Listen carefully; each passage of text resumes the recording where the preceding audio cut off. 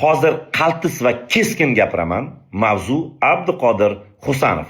Assalomu alaykum mening 2 milliondan oshiq obunachi aka-singil opa do'stlarim. Bugungi Laylatul Qadr kechasini uxlamasdan o'tkazgan jigarlarim.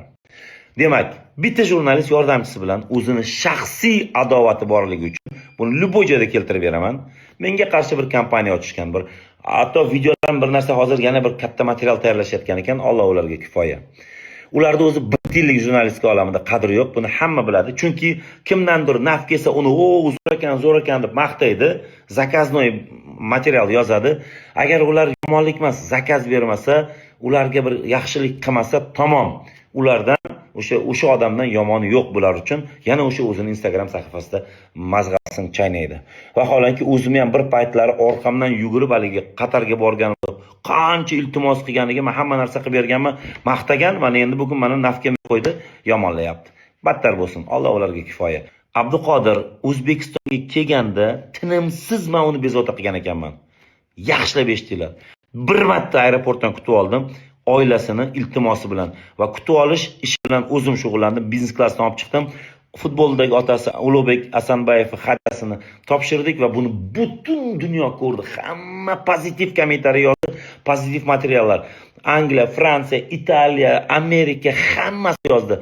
Hattoki mashhur 433 Instagram sahifasi maqtab yozib, pastga Abdurahmon Fazilov deb yozib ham qo'ydim.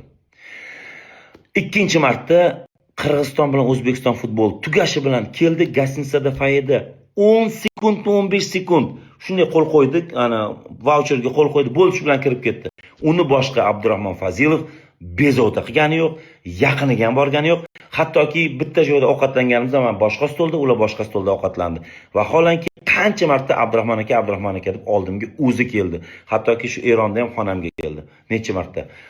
Aytishlari bo'yicha Abduqodir yomon o'ynaganmish. Mana Abduqodir Husanov Azmun va Eron komandasiga nafas olgani qo'ymadi. Buldozdek tekslab tashadi. Gol, ikkita gol urdi. Bittasi omadi kelib cho'tga urdi, malades. Ikkinchisida qo'liga tegib rikoshet bilan urdi. U golga ham o'tmaydi. Birorta kombinatsiya qila olmadi. O'sha qo'liga tekkan golni sudya aslida hisoblamasligi kerak edi. Azizlar, o'zim oqlamoqchi emasman. Shunchaki xulosa qilishni o'rganinglar. Analiz qilishni o'rganinglar.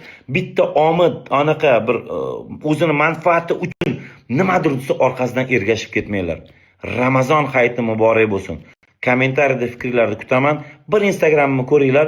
Qani Abduqodir bilan shaxsiy qilingan ikkita videodan boshqa yana video bormi yo'qmi?